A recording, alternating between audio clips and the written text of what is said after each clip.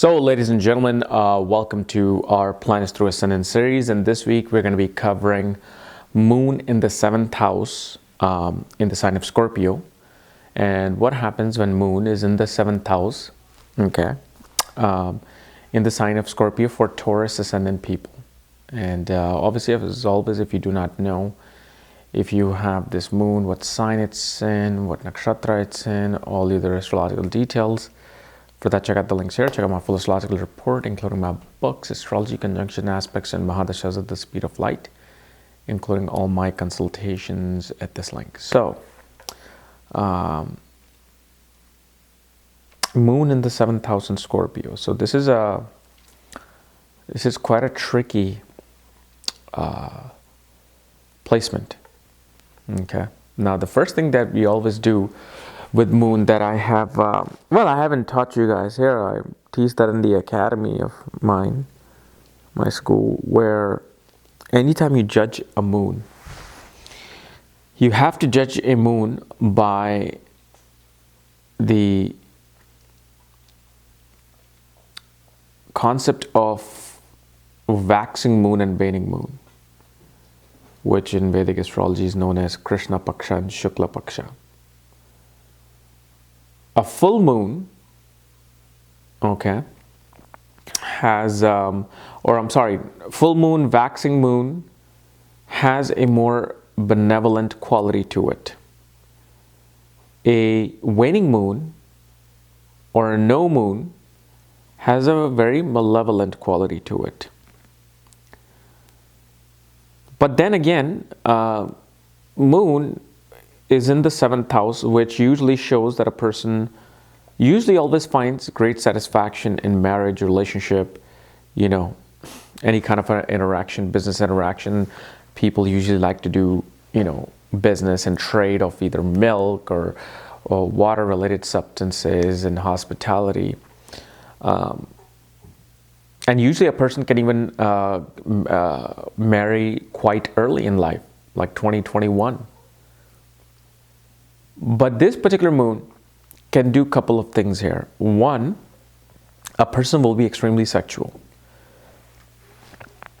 And at the same time, a person may have to go through at least 2 failed relationships before finding the right person, whether it's a man or woman.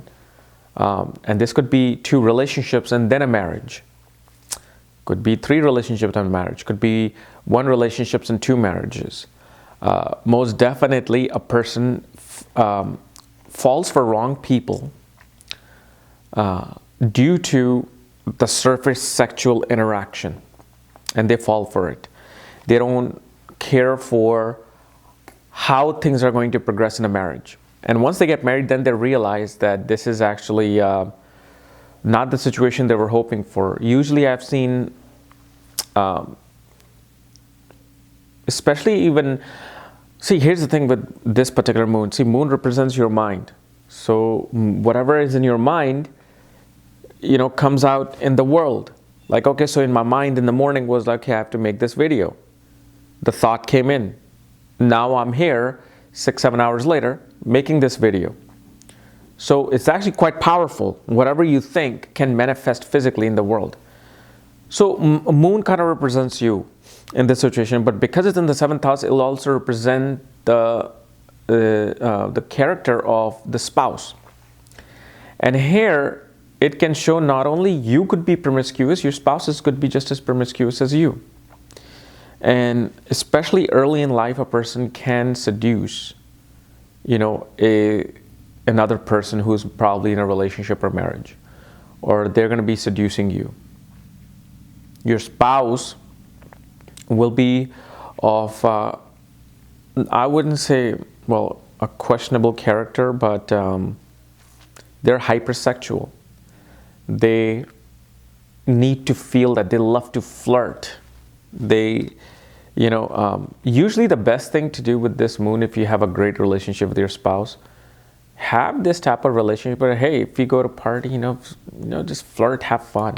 But no, just don't do anything. Just talk to people. Keep it loose. It keeps that marriage more entertaining. But only in specific situations it's a great thing to do. Like, couples can just, go out and just talk a fancy, nice game, but they won't do anything. But it's just that it gets them in the mood.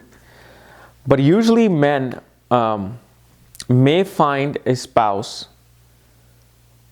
who is like a split personality. Somebody who's just completely angry at them at all times.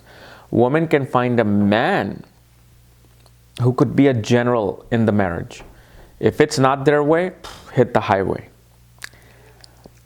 But there is a spot in this particular placement where obviously we have to look at the horoscope for that a person is trying to find their Krishna or find their Radha. And they never really get it. The Radha comes in early, or the Krishna comes in early, but they leave. And then you are ending up with Rukmani or somebody else that you may not have wanted to be with. So these situations come up. Usually a person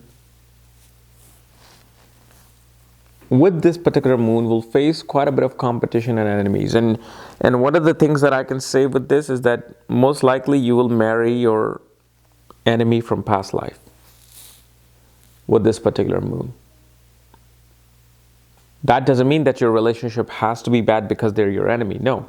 Probably you have to learn to love each other, learn to live together.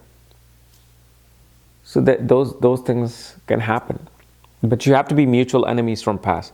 It's not like somebody just came and shoot you and now you're marrying them. No, it says both of you had some combat against each other and you will come and try to spend this life. So whether you are two men, now you're probably coming as a man and a woman to spend your life with each other. This is the complex matrix of this universe, which I myself is trying to figure out.